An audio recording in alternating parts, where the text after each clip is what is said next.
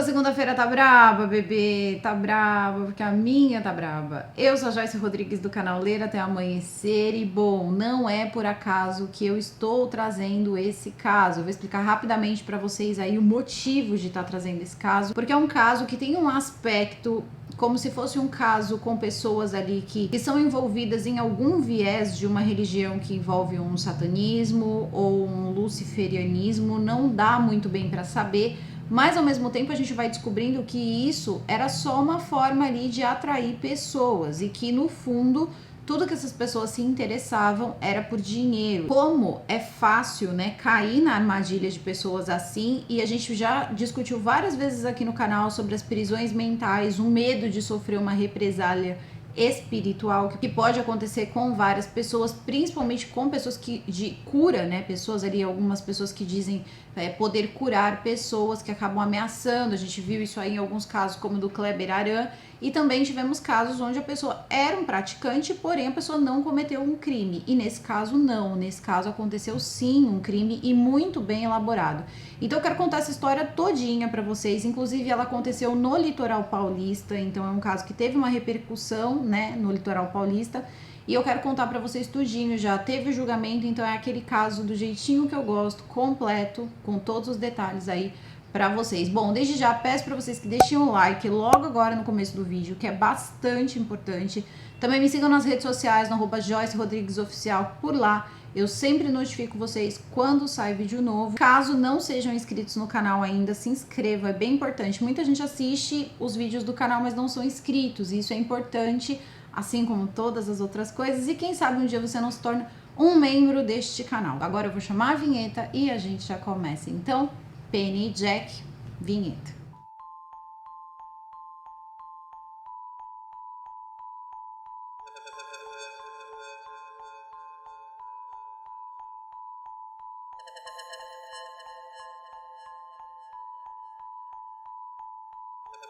Átila Ruda Barbosa, ela tinha 20 anos de idade e ela morava no interior do Goiás, então ela morava numa cidade pequena e ela vivia uma situação familiar um pouco difícil naquele momento. Ela era técnica em segurança, mas parece que ela não conseguia emprego. Os pais parece que eram donos de um comércio, tinham tido um comércio, só que parece que esse comércio não deu certo. Então é aquela coisa, começa-se a tentar lutar pelo teu comércio. Então acho que começaram com empréstimos bancários, a menina estava com o nome sujo, né, a Átila, então a gente, né, dá para perceber que eles lutaram bastante em questão de injetar dinheiro nesse negócio para ver se conseguiam salvar esse negócio. Talvez em algum momento eles tenham caído na mão de pessoas que emprestam dinheiro, só que você tem que pagar com muitos juros e que não é de uma forma legal, né? O nome disso a gente sabe qual é, e sabemos também que pessoas que mexem com esse tipo de empréstimo não são pessoas fáceis de lidar caso você não tenha condição de pagar. A família estava com muita dificuldade, tanto no pagamento, eles estavam numa situação bem ruim, e parece que essas pessoas, né, esses credores, eles não eram muito legais com essa família. Eu não sei até que ponto chegou essa represália, mas parece que dentro da cidade ali a situação estava um pouco difícil para a família. A mãe da Átila mostra alguns vídeos da Átila, por exemplo, cantando num coral de igreja, então a gente leva, né, isso leva a gente a pensar que ela participava de algum tipo de célula religiosa cristã. Estranhamente, ela começa a ter algumas conversas com uma prima que teria ali algum contato com seitas ou linhas ali que reverenciavam Satã. E ela começa a colocar na cabeça dela mesma, não dá para dizer que a prima influenciou, qualquer coisa assim, que essa seria uma boa, seria uma grande vantagem. Ela iria fazer um pacto e a vida dela mudaria. Isso também vem muito da idade, né, da época. Vamos lembrar que ela tinha 20 anos e assim, se a gente parar para pensar que ela veio de um meio religioso, o tempo todo as pessoas ficam, né, porque o único que vai te dar tudo, sem, né, é o diabo, aquela coisa toda. E de repente ela pode ter visto, né, dentro disso, uma opção para os problemas dela, porque ela sofria muito, principalmente pela mãe. Ela disse para a mãe que ela queria resolver a vida dela, que ela queria limpar o nome dela, que ela queria ter uma condição financeira melhor, ter um bom emprego, porque ela queria ajudar a mãe, tirar a família daquela situação. Então você via que era uma menina que queria de alguma forma dar uma reviravolta na vida dela, que parecia naquele momento impossível. E lembrando, nunca é impossível você dar uma reviravolta na sua vida com 20 anos de idade, independente de como você estiver. E os meios que ela usou para isso foram muito drásticos, eu diria um pouco até injustos com a mãe dela.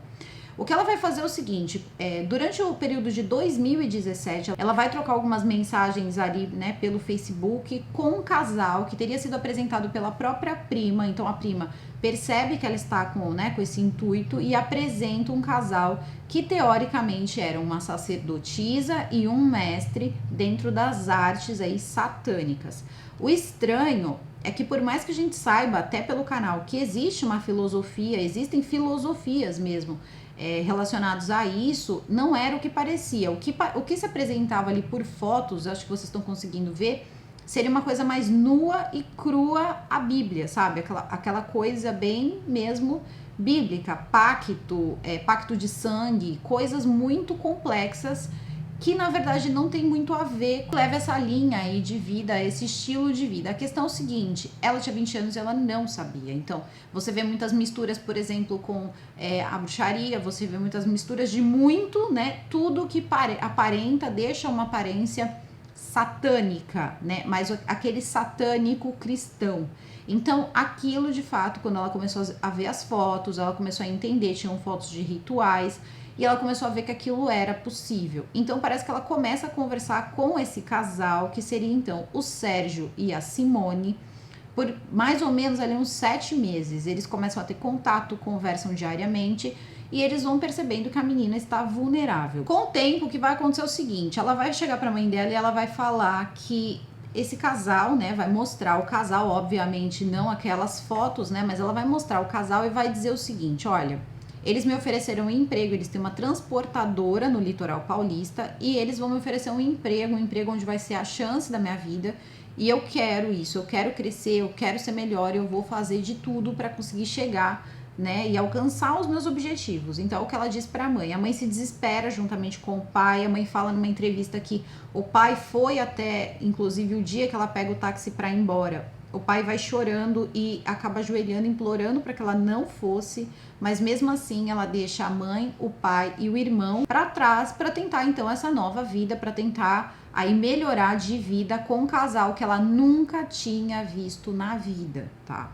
Ela vai sair da cidade dela, ela vai viajar 900 quilômetros até chegar ao litoral paulista, de Goiás ao litoral paulista, de ônibus, então uma viagem super cansativa.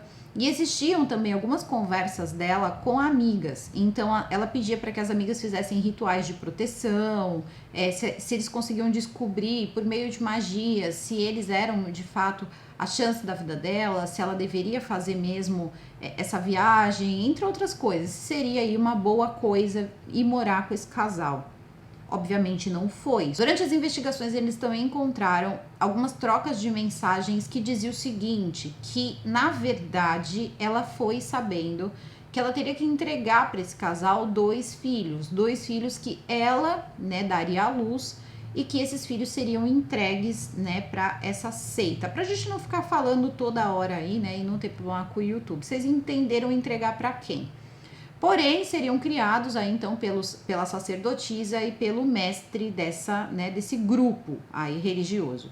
Parece que a casa também recebeu algumas pessoas que faziam parte aí dessa linha aí religiosa, mas ao que tudo indica ninguém nunca viu nada, porque quando eles falaram lá com vizinhos e etc, todo mundo disse que eles eram um casal discreto e que moravam lá há 8 anos, porém pouquíssimas vezes foram vistos, era mais visto o Sérgio do que a Simone, a menina Átila ninguém nunca viu, então a gente não sabe se de fato esses rituais aconteciam mesmo, né? Ou se não era tudo uma coisa meio, vamos fazer algo que impressione visualmente. Sua vida real totalmente oposta, né, à vida que você expõe nas redes sociais. E foi justamente isso que acabou acontecendo. Quando a Átila chega na cidade, ela percebe que eles tinham uma casa muito bonita, era uma casa típica do local, era Itanhaém. E aquele tipo de casa eu conheço muito bem, são casas quase que padronizadas, casas de veraneio, então normalmente são muito espaçosas, são grandes, tem piscina, porque é justamente para as pessoas se divertirem. E é uma localização onde as casas elas acabam sendo baratas se você quer comprar para morar, porque elas normalmente são utilizadas para verão. Então, no verão, elas são alugadas para as pessoas passarem ali 1 mês, né, 2 meses durante as férias, e depois essas pessoas vão embora. Então, são casas realmente muito bonitas. E esse casal morava nessa casa. Se a gente parar para pensar que era uma menina que veio, né, do interior de Goiás e que de repente nunca tinha visto uma casa daquele tamanho, né, isso pode ter dado nela ali um impacto, principalmente porque essas pessoas elas tentam mostrar uma parte financeira muito maior e muito mais abastada do que normalmente é a realidade, e foi o caso. Na verdade, tanto o Sérgio como a Simone, eles não tinham nada, mas nada, absolutamente nada de religião nenhuma. Eles eram golpistas. O Sérgio, ele nunca trabalhou, ele vivia de golpes. Isso quem fala é a irmã dele. Para vocês terem uma ideia, eles eram casados há 15 anos, né? O Sérgio e a Simone, que é o casal que recebe a Átila. Porém, eles nunca trabalharam, porque a Simone era filha de militar, então ela recebia uma pensão de militar e enquanto ela não casasse, ela continuaria recebendo. Então, mesmo morando, né, casada ali basicamente com o Sérgio, ela não tinha formalizado a relação porque ela não queria perder a pensão dela. E também isso fazia com que eles tivessem um conforto financeiro onde o Sérgio não precisaria trabalhar. Então, o Sérgio não trabalhava. Por algum problema, algum motivo, ninguém sabe de qual cidade, mas eles teriam morado numa outra cidade antes de ir para Itanhaém. E quando eles decidem mudar para Itanhaém, que também era a cidade onde morava o pai, a irmã do Sérgio, ele teria dito o seguinte para a irmã dele, que não é revelado nem o nome, nem o rosto, nem absolutamente nada, mas ela teria ajudado muito nas investigações, é o seguinte: ele foi lá e bateu um papão mesmo, um 71 lascado, e começou a fazer o seguinte, pedir para ela ajuda financeira e prometer para ela que ia pagar, que eles estavam passando só ali por alguns bloqueios e tal. Ela explica que ela não tem condições de dar aquele dinheiro para ele, mas de tanto ele insistir, sendo tão bom e hábil nessa arte aí de dar golpes, ele convence a irmã a vender a casa dela, era uma casa própria, e entregar o dinheiro para ele, mas ela nunca viu o retorno desse dinheiro. E depois disso, ele passou a evitá-la. Todos acabaram morando na casa do pai dela, onde houve uma denúncia. Ela teria sido maltratada, a irmã dele, por eles ficavam mandando ela embora toda hora. E ela foi até a delegacia uma vez, porque parece que chegaram a ir até as vias de fato, uma agressão e tal. E ela foi à delegacia. Quando ela chega lá, ela descobre que já tem um boletim de ocorrência pelo mesmo motivo dentro daquela casa, só que feito pela Simone e pelo Sérgio. Eles tinham feito um boletim de ocorrência contra a irmã do Sérgio, dizendo que eles eram maltratados. Então, isso tudo, parece que ela chegou sim a ser processada e eles ganharam a causa, tá? Então, foi provado que ela maltratava os dois. Depois disso, eles acabam indo para essa outra casa e param de falar com a irmã, param de ter qualquer contato. Acredito que ela também não quisesse, só que ela sabia que ele aplicava golpes em várias pessoas. E por algum motivo, essas pessoas elas não iam para frente, elas não denunciavam, elas não faziam nada. E aí entra naquela questão que eu sempre digo para vocês, que é a questão do medo. E não é o medo da bala, não é o medo de apanhar, não, gente, é um medo religioso. Essas pessoas, elas passam para você uma ideia de poder que elas é como se fosse assim: e se eu faço alguma coisa, esse cara destrói a minha vida? E se eu faço alguma coisa, o cara mexe lá com certas coisas, o cara vai destruir a minha vida? E isso impede que as pessoas denunciem vários tipos de crime, tá? Então, assim, isso já é uma ameaça velada com a religião. Então, e também passa uma impressão de poder muito superior, porque seria ali o poder do mal. Então, é uma coisa que a gente para pensar, por que ninguém nunca denunciou? Muito provavelmente por causa dessas fotinhos que eram colocadas no Facebook, colocadas nas redes sociais e também o que ele poderia falar. Voltando para a questão, explicando então que eles eram apenas golpistas, nós vamos confirmar isso agora com a história da Átila, que até então ninguém sabe se foi a única pessoa, ninguém sabe, tá? Porque eles moravam lá há 8 anos, ninguém tinha conhecimento de como eles levavam a vida, ninguém via essa galera sair de dentro de casa direito. Só que aí começa a história da Átila e deixa aí sim uma margem pra gente pensar que outras pessoas podem ter sofrido isso. E é por isso que eu também estou trazendo esse vídeo pro canal. Porque se meninas desapareceram nesse contexto, por favor, a família que perdeu o contato, procurem saber. Porque é o seguinte, quando a Átila chega lá, a coisa não é nada disso. Tá? Ela vai começar a ficar na casa, ela não tinha, pelo que tudo indica, permissão de sair, ela tinha um diário onde ela registrava o dia a dia dela, coisas corriqueiras e tudo mais. Ela era uma menina com problema de autoimagem, ela não tinha muito amor próprio com relação ao corpo dela, parece que ela tinha, assim, uma vontade grande de ser fisicamente diferente, então ela se achava gorda, ela se achava fora do padrão, e ela era uma menina jovem ainda, né, 20 aninhos de idade, junto com uma galera adulta, manipuladora ali, e você vai percebendo que aqueles dois, eles começam meio que a exercer um papel em cima dela, de guardião, de pai, de tudo. Só que o que a família não sabia ainda é que ela já tinha feito também uma promessa para eles, que seria entregar 2 crianças. E isso já tinha sido feito com levantamento de mensagens que ela teria feito para amigas. E ela achava mesmo que, de fato, quando ela tivesse esses filhos, a vida dela mudaria completamente. O que ela não sabia era que a Simone não podia ter filhos. E existe também ali um relato, parece que foi, inclusive, a polícia procurou essa pessoa, porque teria sido uma grávida da região que a Simone teria procurado várias e várias vezes tentando comprar o filho dela.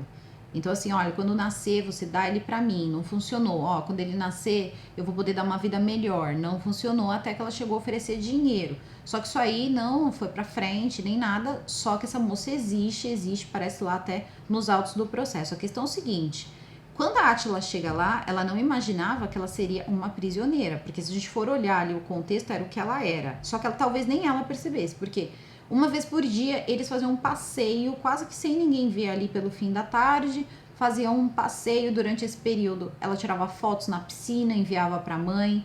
A mãe diz que ela chegou a enviar uma foto totalmente produzida, arrumada, dizendo que estava tudo bem, que ela estava tendo uma vida muito boa. Ela mandava foto na piscina, mandava foto das partes mais bonitas da casa, tudo isso. O que ela não mandava foto, por exemplo, eram das partes da casa ali, né, em alguns cômodos da casa, onde tinham diversas ali, né, estrelas e tudo mais, como se fossem pedacinhos ali de locais para serem feitos ali rituais ou altares.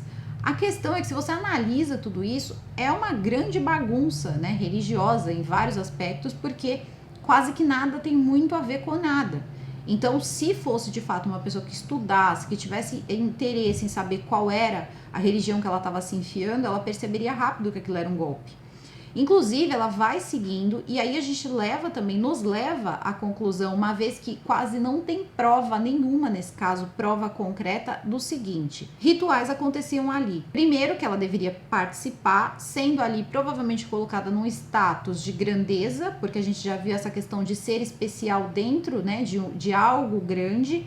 Então ali eles fazem aquilo ali, e eles tinham comunicação com várias outras pessoas que eram simpatizantes dessa linha religiosa deles. É que vai ter um momento, por exemplo, que vão ter 2 pessoas, que seriam 2 testemunhas, 2 mulheres, que estariam na casa, provavelmente para um ritual, quando a menina passa mal, a Átila passa mal, começa a vomitar no banheiro.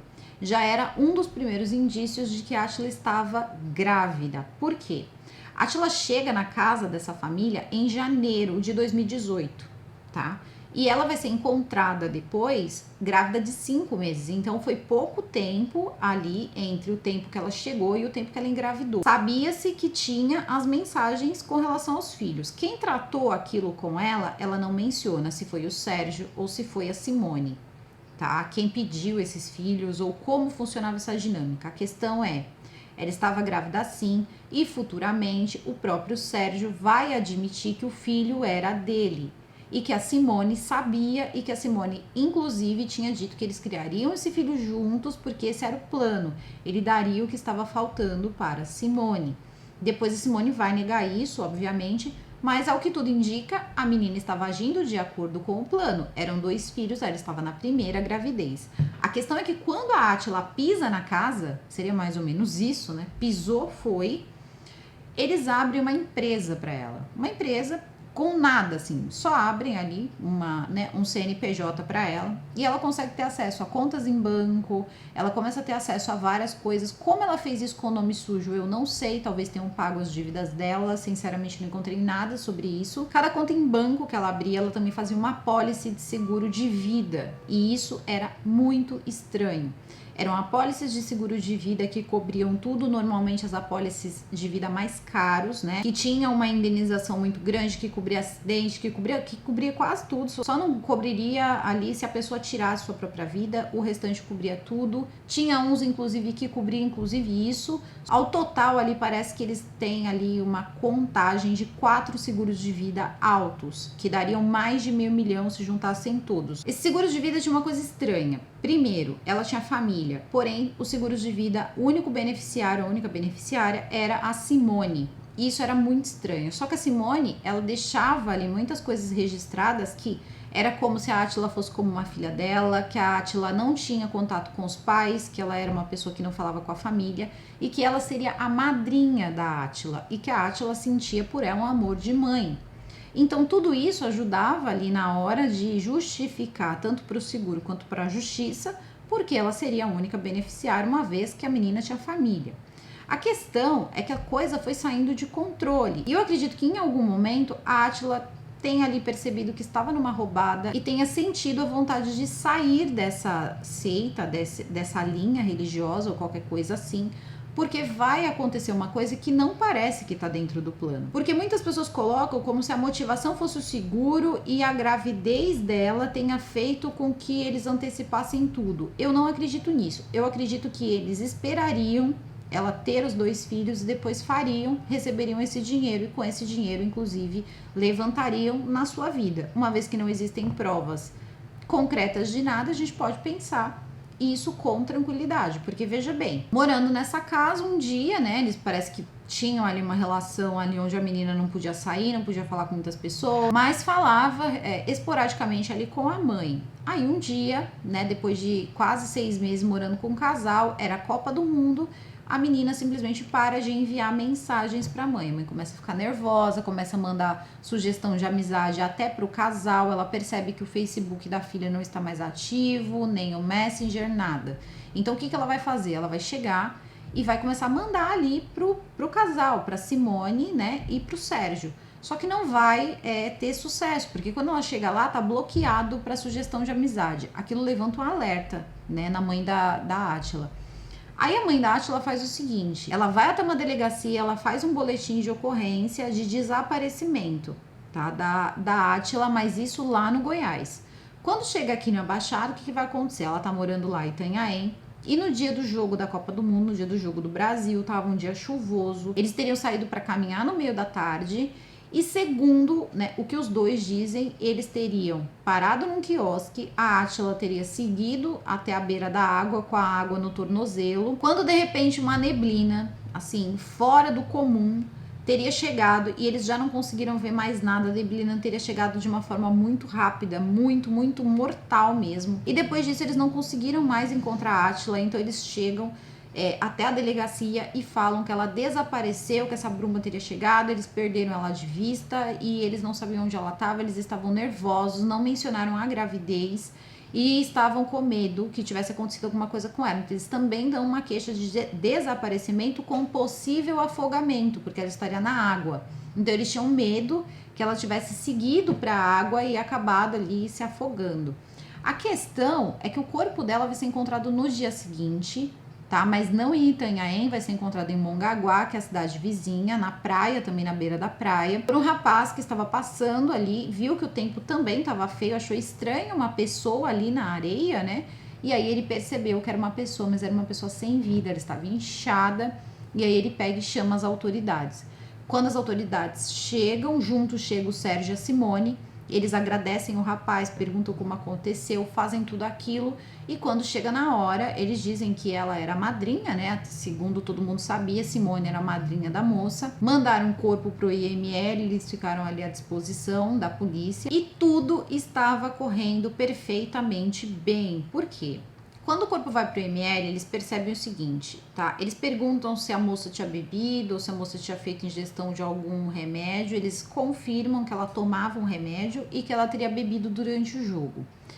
No IML eles percebem algumas coisas, como um cheiro forte na boca e também alguma coisa no estômago. Depois disso é mandado para fazer mais laudos e tal. Só que eu duvido, sinceramente, eu não acredito que isso teria ido para frente se não fosse uma segunda manobra. E é o que deixa tudo mais interessante, porque é o seguinte: assim que eles têm a liberação do corpo, eles acionam o primeiro seguro e fazem pagar ali uma quantia de 260 mil, e inclusive o serviço funerário. Então eles fazem o enterro com o dinheiro do seguro dela. Depois eles ficam ali com esse dinheiro e começam a tentar receber os outros seguros, mais 4 seguros. Aquilo levantou a lebre da galera do seguro. Vocês sabem que seguro, até quando é seguro de carro, você precisa provar por A mais B que aquilo aconteceu mesmo, porque eles não são bobos, né? Eles estão acostumados, e fraude, né? Fraude com seguro é uma coisa assim muito comum. Então eles começam a perceber que não era apenas uma empresa de seguros, eram mais empresas de seguros. O primeiro se movimenta, procura outros, e assim eles fazem um movimento coletivo entre os seguros e procuram a polícia. Então, eles vão até a delegacia e falam do seguro. E aí vem 2 perguntas. O que faz uma menina de 20 anos, saudável, fazer 5 seguros de vida?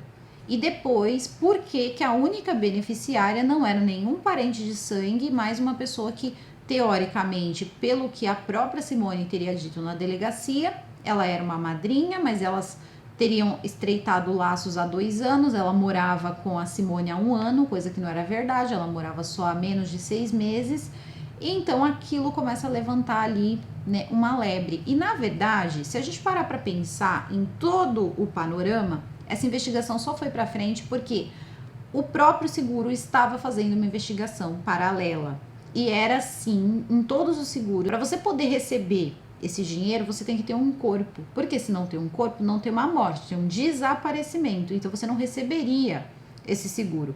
E as coisas começam a se encaixar para a polícia. Bom, se o corpo voltou, vamos tentar ver aí o que está acontecendo, que realmente tem coisa errada, são seguros aí. E aí eu me pergunto se a polícia não faz esse levantamento, se a pessoa não faz nenhum tipo, apareceu assim, mora com um casal que não é a família, acharam estranho, mas eu não sei até que ponto a polícia achou interessante procurar. A questão que com esse movimento dos seguros, eles foram até a casa, né, entraram na casa, conseguiram um mandado de busca dentro da casa para ver o que tinha dentro daquela casa, e aí eles encontraram cadernos dela, que é o tal diário, onde ela conta todas as coisas que ela vivia dentro da casa. Eles vão encontrar também, vão pegar celulares, vão pegar computadores, vão começar a quebrar as conversas.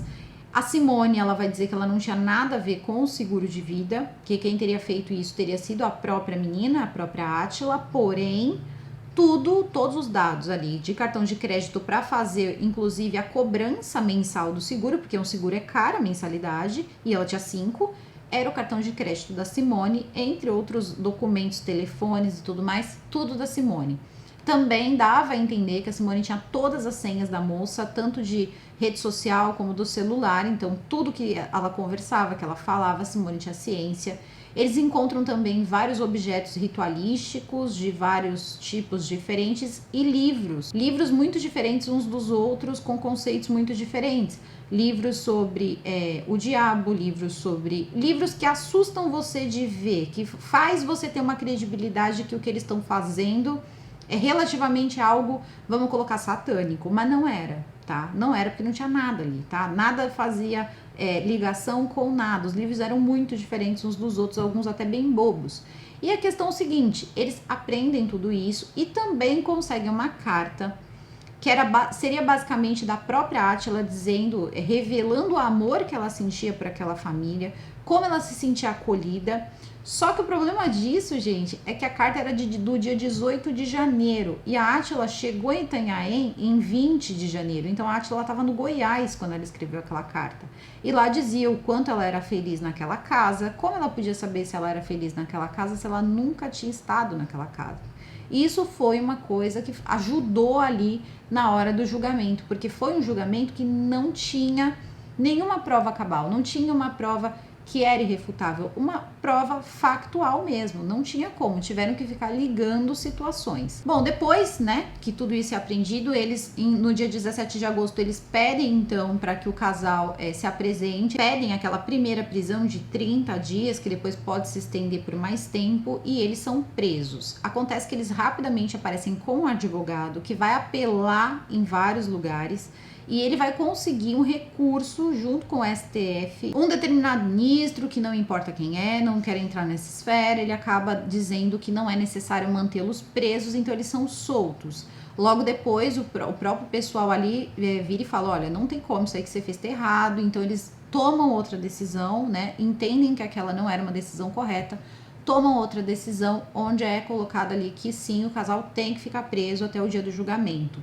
Acontece que a polícia teve problemas em fazer esse casal se entregar, porque eles estavam bem ali arranjados com advogados e eles estavam se despistando da polícia. E para quem não sabe, Itanhaém é uma cidade pequena, é uma cidade tranquila, não é uma cidade muito acostumada a algo tão, né, grande. Para essa cidade é algo muito grande, eu acredito que tenha apavorado a cidade. Conheço a cidade muito bem e sei que as pessoas lá são muito tranquilas, então eu tenho certeza que isso apavorou as pessoas. E aí a questão toda que mais apavorou era as manchetes, né? O casal que mexia, né, com o mal e acaba tirando a vida da mocinha. Não, era um casal de golpistas, casal de fraude, gente, fraude, que nem acontece com vários curandeiros, com várias pessoas que vocês assistem aí no Cestas Assustadoras, tem uma porrada.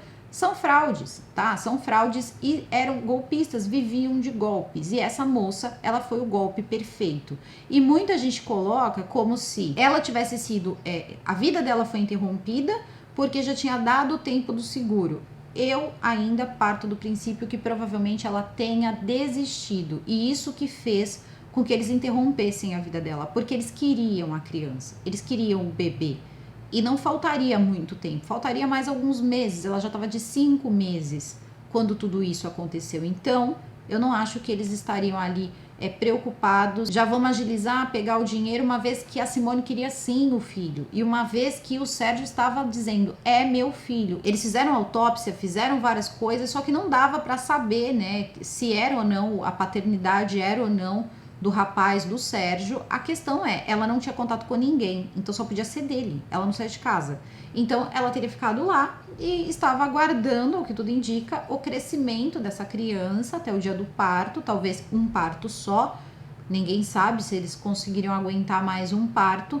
E depois, no dia do julgamento, as coisas mudam um pouco de figura. Então a polícia dá a investigar, afinal de contas tinha um monte de gente aí do seguro atrás dessa moça, só que tinha uma outra pessoa atrás dessa moça também, era a mãe dela. A mãe dela percebeu que cessaram as mensagens, então a mãe dela pede para um conhecido que vá até a cidade do litoral, ela não tinha condição financeira de ir.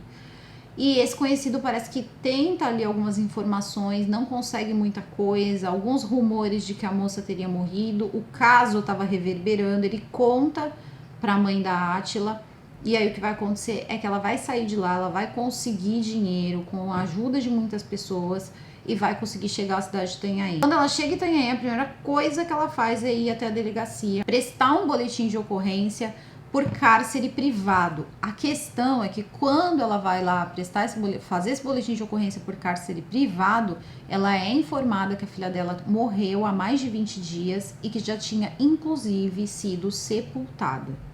Eles dizem onde ela foi sepultada, ela vai até o local e aí a coisa começa a ficar muito complicada. Muitas coisas são descobertas quando eles pegam esses computadores, essas coisas, eles vão tirar esses objetos ritualísticos. Então a mãe também vai ter um choque de realidade, porque ela não imaginava que a filha poderia estar envolvida em algo assim, e até pouquíssimo tempo depois que se descobre a morte, ela também não acredita. Então a gente percebe que é algo natural, né? Talvez ela tenha elaborado de fato uma história para a mãe dela para poder sair sem problema de casa, que foi o que teoricamente aconteceu, e depois não era nada daquilo. Para a mãe, para a família, ela dizia que ela estava procurando um emprego, mas ficou claro para a justiça que ela foi sabendo sim o que ela ia fazer. Ela não foi para matar ninguém ou ser morta, ela foi para participar de um pacto. Isso iria acontecer quando ela tivesse 2 filhos.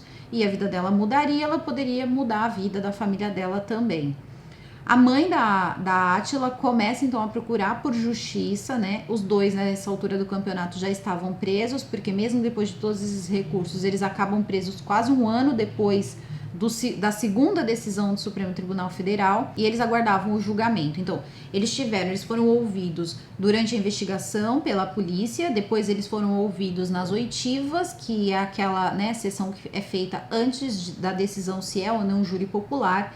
E ali depois eles colocam sim que vai a júri popular. Em 19 de agosto de 2021, agora ano passado, foi feito então o júri popular na cidade de Itanhaém. E durante esse julgamento, foi um julgamento muito longo, começou muito cedo, foi terminar quase no outro dia, então eles foram até o final.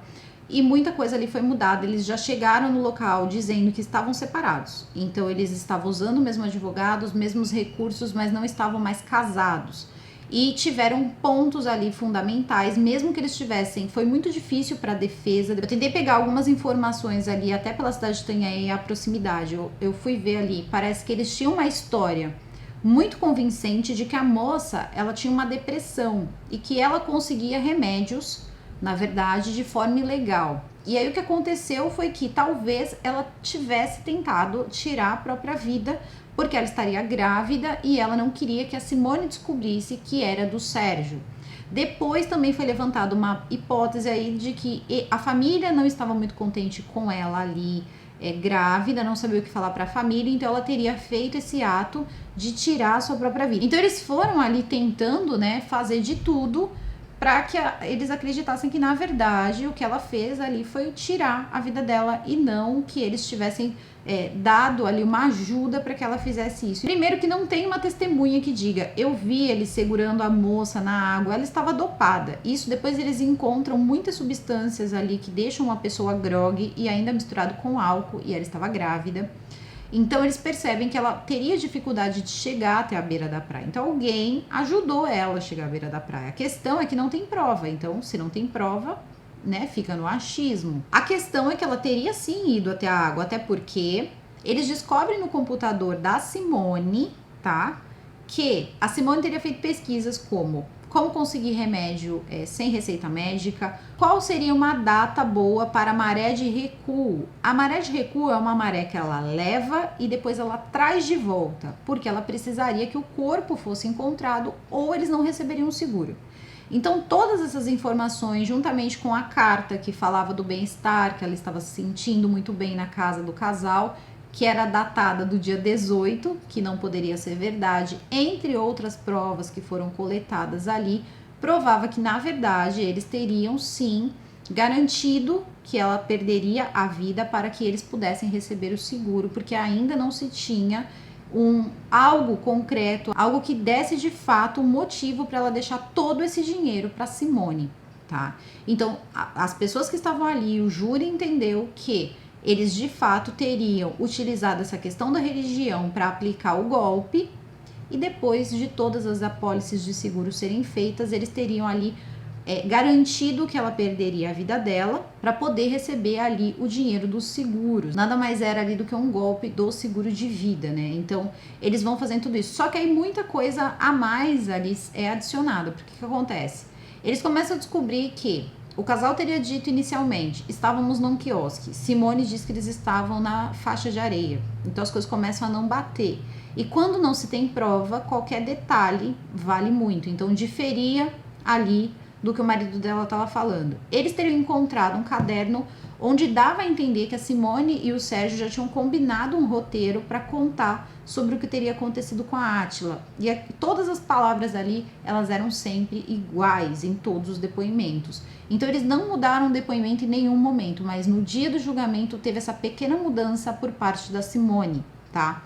O Sérgio continuava afirmando sobre o quiosque, mas a Simone disse que eles estariam na faixa de areia. Depois eles alegam que nunca iriam fazer mal, né? Na verdade, o Sérgio disse que nunca deixaria ou faria mal a Átila porque ela estava carregando o filho dele. Ele afirma isso. E que a Simone tinha interesse porque a Simone queria a criança e tudo era consensual e eles já tinham conversado sobre isso.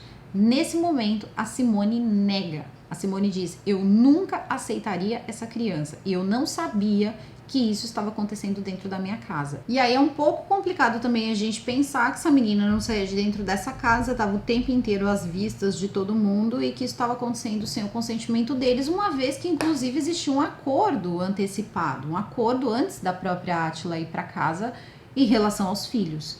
Então isso era uma coisa que, sinceramente, foi ali algo que talvez a Simone tenha tentado para poder diminuir a pena dela ou até mesmo se eximir da culpa.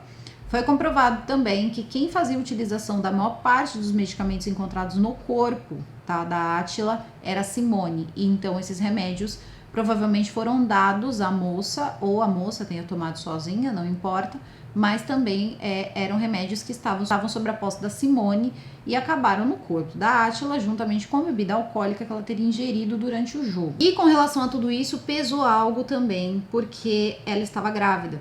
Então, na verdade, não era uma pessoa, eram duas pessoas. E aí, foi o que me deixou, assim, um pouco confusa. Até se alguém puder aí me ajudar, me ajudem aí, porque é o seguinte. No dia do julgamento, eles estavam pedindo ali, né, homicídio 4 vezes qualificado, com várias coisas também em questão à fraude, né, do seguro e tudo mais. E também a questão em relação à perda da vida da criança que estaria, né, no útero da Átila. E eles não colocaram como também um segundo, na minha opinião, um segundo homicídio. Porque ela estava grávida, todo mundo sabia que ela estava grávida e fizeram ou teriam deixado, né, dessa forma.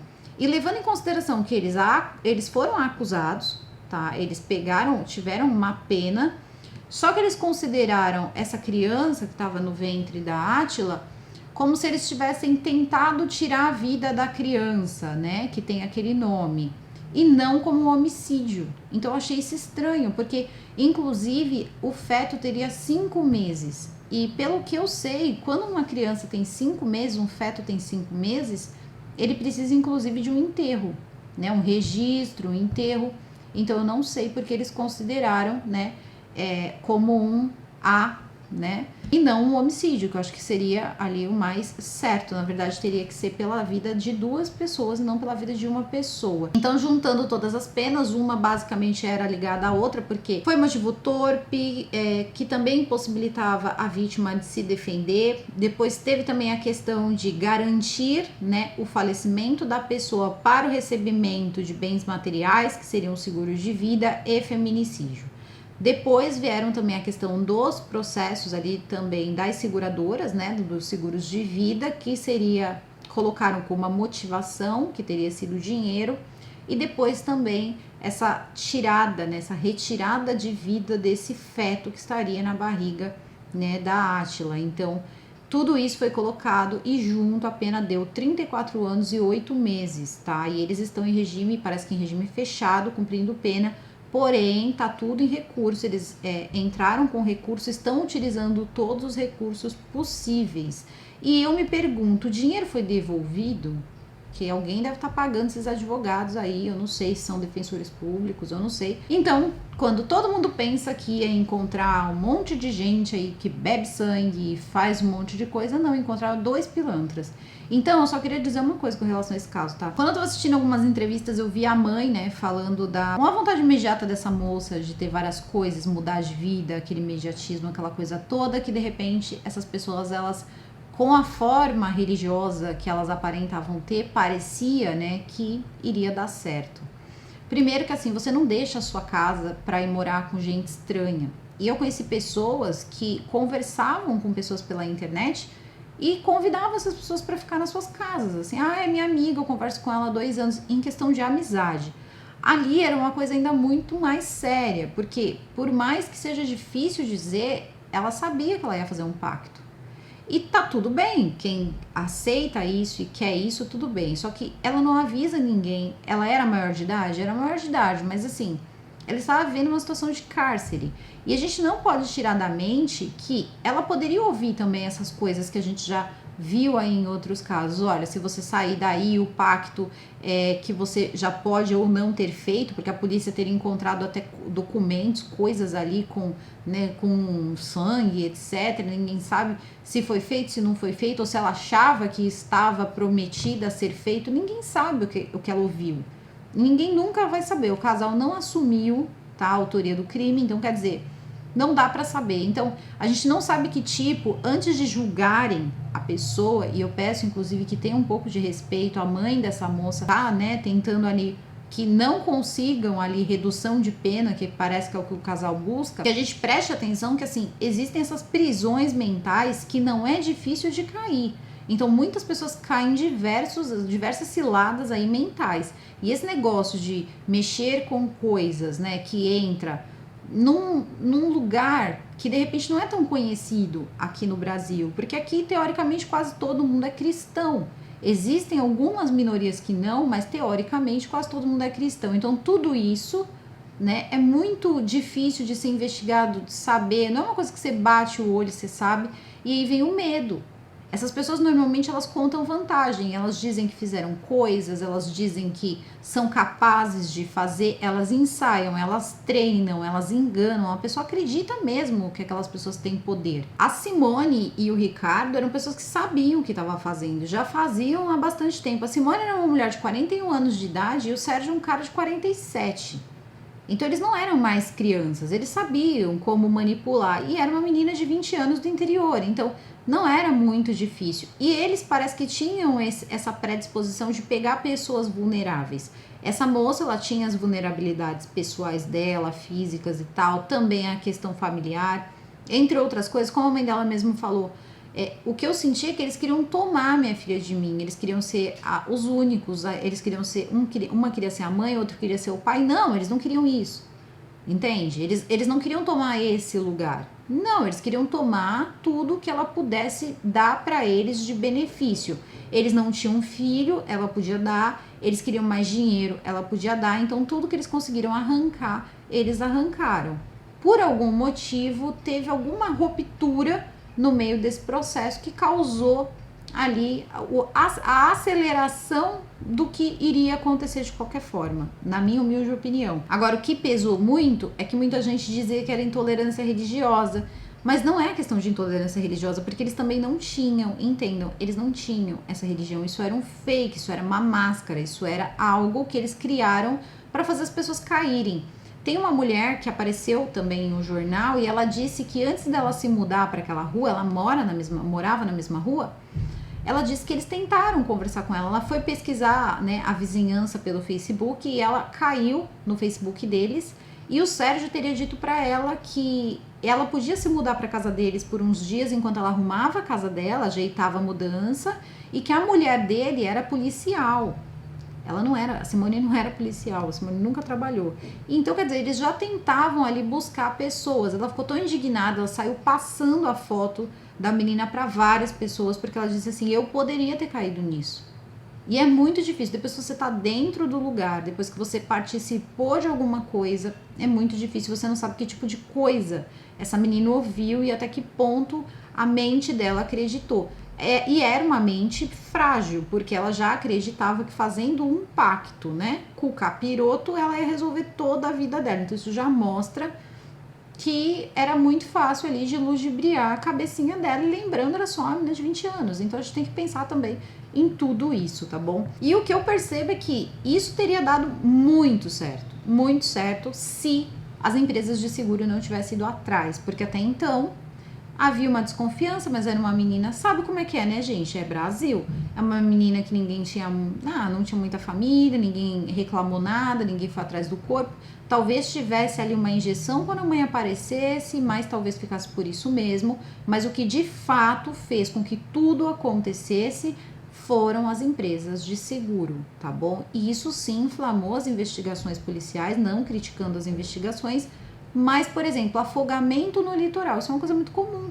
Uma moça que veio de Goiás se afogou no litoral ali. Só que eles também descobriram que essa névoa toda que teria aparecido nunca aconteceu, tá? Essa névoa aconteceu um pouco no dia seguinte, mas não tinha muita névoa. Talvez eles tivessem se garantido em algum tipo de previsão, que normalmente alerta a gente aqui no litoral, quando tem ali possibilidade de neblina, e aí tenham utilizado isso, mas parece que não. Inclusive as ruas estavam vazias, diferente do que eles contavam, porque teria sido o jogo da Copa do Mundo, o Brasil teria ganhado e não estaria a cidade lotada. Mas isso não acontece, porque essa cidade não lota tão facilmente.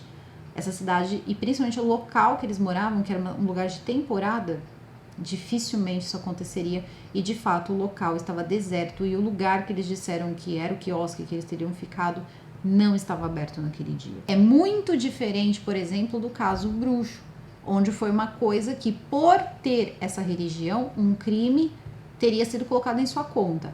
Então você vai percebendo que são casos diferentes. E por isso eu tô trazendo esse caso, porque eu já falei do caso Bruxo até em podcast. E aí a pessoa fala assim: ah, mas o contrário ninguém fala, né? É igual quando eu faço caso de feminicídio. Ah, mas quando é com o homem ninguém conta. Já contei de homem, já contei de mulher, já contei de um jeito, já contei de outro. E também agora conto também a história da Átila, que foi vítima desses dois golpistas. E o nome do caso é esse, e é por isso que ele tá assim na capa, porque se colocar de outro jeito ninguém sabe que caso é. Deixem aqui pra mim sugestões de casos que vocês querem ver aqui no canal, tá? Que é bastante importante. Comentem se ficou até o final pra eu ter mais ou menos uma ideia se eu aumento ou diminuo o tamanho dos vídeos. Vamos ter bastante respeito nos comentários. Essa família ainda tá enlutada, essa decisão saiu agora em 2021, então vamos ter um pouco de empatia com o próximo. Mas ainda assim, respeitosamente, gostaria de saber a opinião de vocês sobre esse caso. Se foi muita ingenuidade, se vocês acreditam, né, na teoria de que ela pode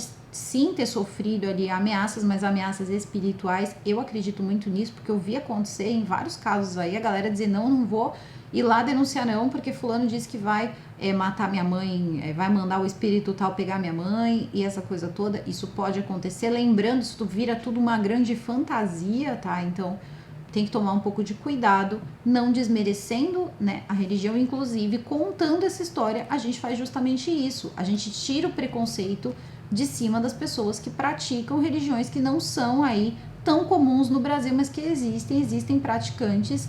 E isso também tira, né, uma tarja de marginalização que acaba caindo em cima de qualquer religião que não seja uma religião normativamente cristã, que eu acho que é bem interessante, tá? Mais informações, tem muito vídeo nos Esses Assustadores contando sobre curas e coisas, né, que depois nada mais é do que uma grande fraude, tá? Alguns não, porém a maior parte deles sim. Qual a teoria de vocês, né, deles terem interrompido todo esse processo e tirado aí a vida da Átila fora ali de um tempo ou de uma forma estranha? Se seria só o seguro ou se alguma coisa nesse meio teria acontecido e se a própria Átila não poderia ter desistido e dito, olha, eu vou embora para minha casa, né? E de repente, bom, a gente então pelo menos não vai ficar com o bebê, mas ficaremos com o seguro. Bom, aguardo vocês aqui nos comentários. O vídeo vai ficando por aqui, eu vou ficando por aqui. Desejo a todos vocês uma excelente semana, um super beijo e até o próximo vídeo. Fui!